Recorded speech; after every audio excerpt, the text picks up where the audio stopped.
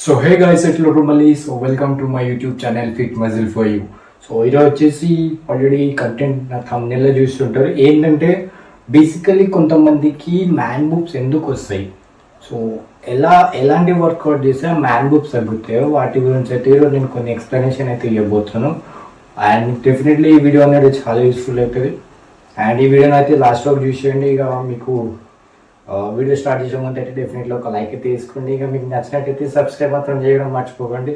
So ఇక main content వచ్చేసి man boobs ఎలా రెడ్యూస్ చేయాలి, సో ఎలాంటి వర్కౌట్ చేస్తే అవి రెడ్యూస్ అవుతారు వాటి గురించి అయితే ఎక్స్ప్లెయిన్ చేయబోతున్నాను.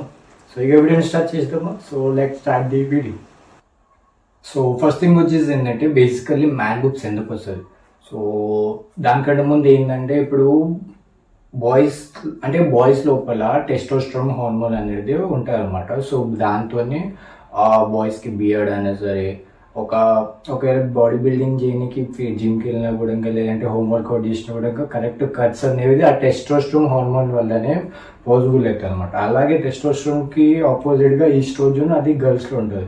సో ఆ ఈస్ట్రోజన్ లెవెల్ ఏదైతే ఉంది కదా, ఒక్కొక్కసారి బాయ్స్లో కూడా ఇన్బ్యాలెన్స్ అయ్యి టెస్టోస్టెరాన్కి ఈస్ట్రోజన్కి రెండు ఉన్న హార్మోన్స్ ఏదైతే ఉంది కదా, ఒక్కొక్కసారి బాయ్స్ లోపల కూడా ఇన్బ్యాలెన్స్గా అయ్యే ఛాన్సెస్ ఉన్నాయి అనమాట.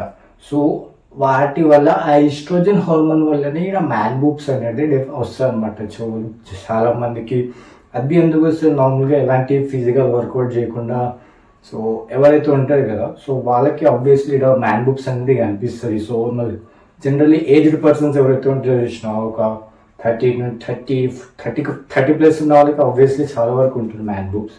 సో ఎప్పుడైనా చూస్తుంటే చూడండి.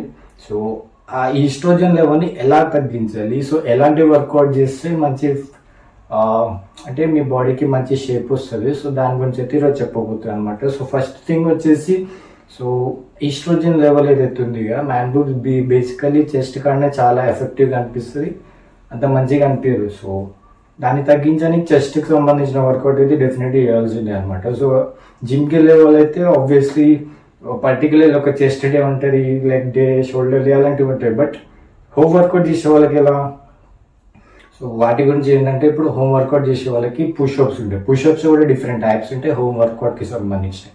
సో ఏంటంటే ఇప్పుడు పుషప్స్లో ఇప్పుడు అందరికి తెలిసిందే pushups normal pushup, incline and decline pushup.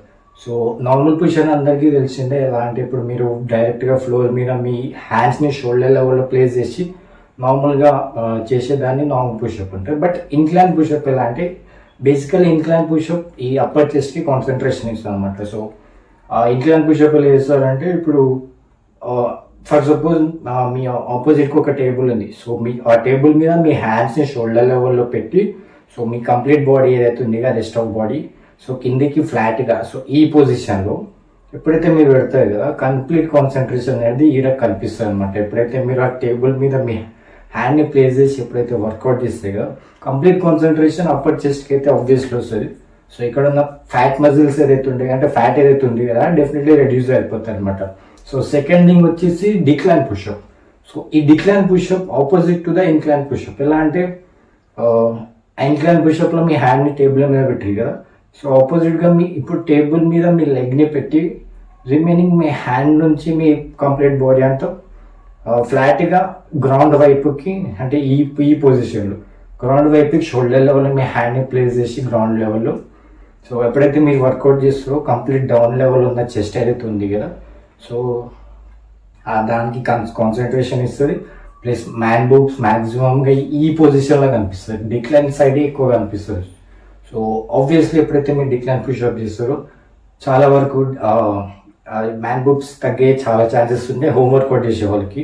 So next thing వచ్చేసి ఏంటంటే ఇప్పుడు యోగా మెడిటేషన్ చేసే వాళ్ళకి కూడా ఈ అంటే యోగా అండ్ మెడిటేషన్ ఎవరైతే చేస్తారో వాళ్ళకి చాలా వరకు అయితే రావు. ఎందుకంటే ఇప్పుడు అందులో కూడా నార్మల్గా ఫిజికల్ వర్కౌట్స్ అనేది చాలా ఉంటాయి. So without any kind of equipments వాళ్ళు వాళ్ళ బాడీని స్ట్రెచ్ చేస్తారు.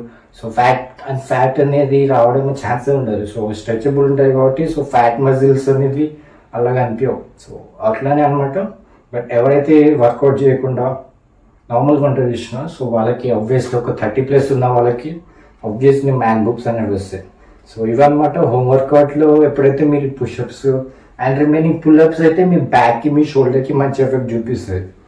సో ఇప్పుడు మ్యాక్సిమం ఈస్ట్రోజన్ లెవెల్ ఎక్కువ ఇంబ్యాలెన్స్ ఉండడం వల్ల ఓన్లీ చెస్ట్కే అది ఎఫెక్టివ్గా అనిపిస్తుంది. సో చెస్ట్ వర్కౌట్కి సంబంధించిన ఏవైతే ఉన్నాయి కదా 3 వర్కౌట్ ఎప్పుడైతే మీరు చేస్తారో incline, decline and flat, so ఈ 3 వర్కౌట్ ఎప్పుడు చేస్తారో సో ఆబ్వియస్లీ మీ చెస్ట్కి మంచి ఎఫెక్ట్ చూపిస్తుంది.